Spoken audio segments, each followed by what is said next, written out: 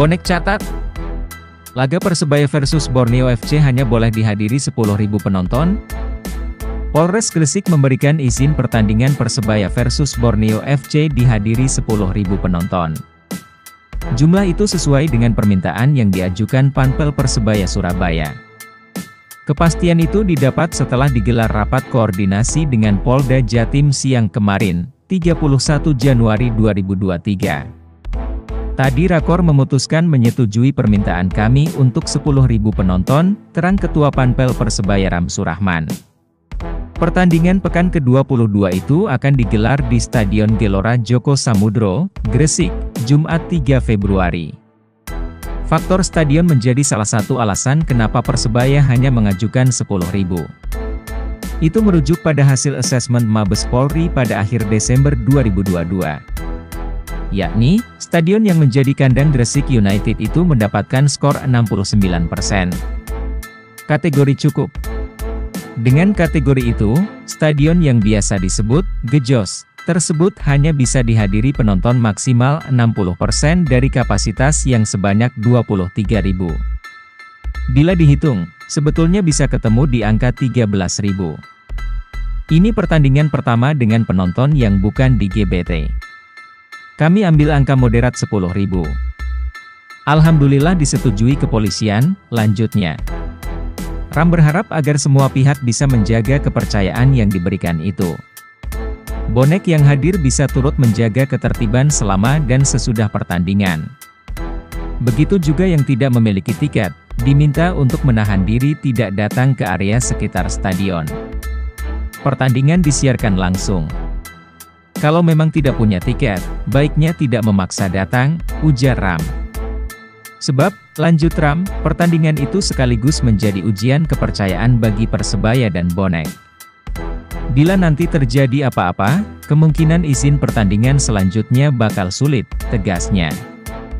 Hal itu pula yang terjadi ketika Persebaya kesulitan untuk mengajukan izin menggelar laga di Stadion Gelora Delta, Sidoarjo.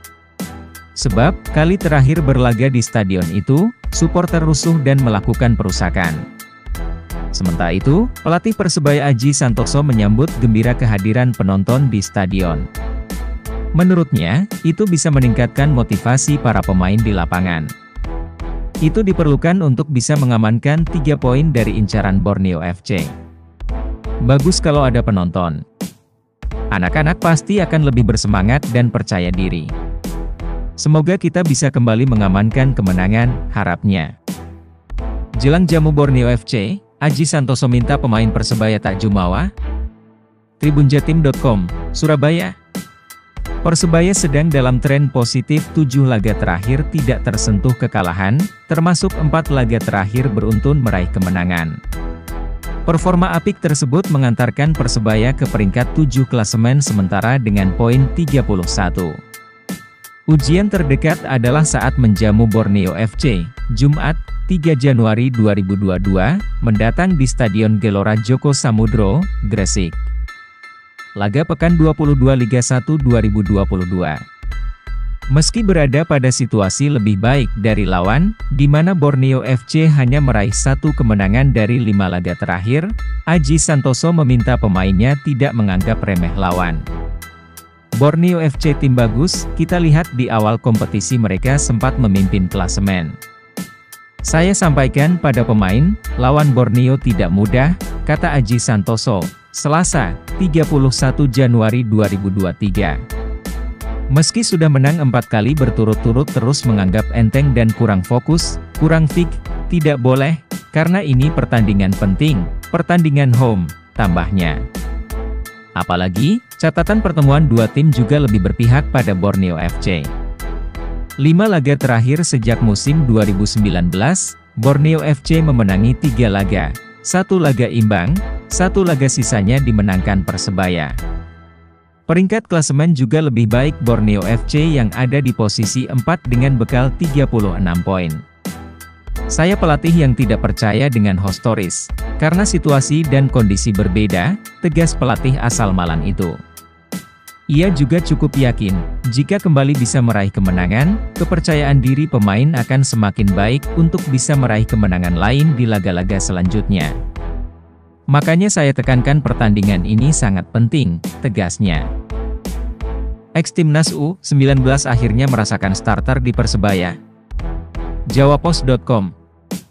Iqbal akhirnya merasakan menjadi starter di Persebaya Surabaya. Dia dimainkan sejak menit awal oleh pelatih Aji Santoso saat Green Force menang 2-0 di kandang Madura United, 29 Januari 2023. Di laga itu, Aji memainkan formasi 4-3-2-1. Iqbal berduet dengan So Yamamoto di belakang Victor. Karena baru kali ini bermain sebagai starter, penampilan Iqbal pun masih kurang greget. Ya, dia masih butuh adaptasi. Tapi, saya yakin kalau diberi jam terbang lagi, akan semakin bagus, ujar Aji Santoso. Meski ditaruh tepat di belakang striker, Iqbal lebih banyak bermain di sisi sayap kanan. Posisi yang sebenarnya tidak pernah dilakukannya selama ini. Baik ketika di Timnas Indonesia U19 maupun Persita Tangerang sebelumnya. Posisi sebenarnya pemain asal Padang itu adalah gelandang tengah. Apalagi ketika di Timnas U19 beberapa tahun lalu. Gaya mainnya hampir sama dengan yang dimainkan Alwi Slamet. Bagi Aji, tidak ada masalah. Dia melihat Iqbal masih bisa jauh berkembang. Selain itu, pemain berusia 22 tahun itu punya potensi lebih selain bermain di tengah. Jadi, sudah bagian dari taktikal. Kami bisa memainkan 5 gelandang sekaligus ataupun formasi biasanya, 4-3-3, paparnya. Iqbal menegaskan tidak masalah bermain di posisi manapun. Sebagai pemain profesional, dia selalu siap jika pelatih memainkannya dalam pertandingan.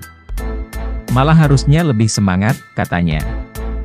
Pemain yang pernah berkarier di Liga 3 Korea Selatan bersama Cheongju FC itu mengaku menikmati perannya di Persebaya. Saya yakin tim ini bagus untuk karir saya. Begitu sudah siap, saya pasti akan keluar negeri lagi, tegas pemain yang dikontrak Persebaya pada 3 Januari lalu itu. Di Persebaya, Iqbal dikontrak dengan durasi multi-year.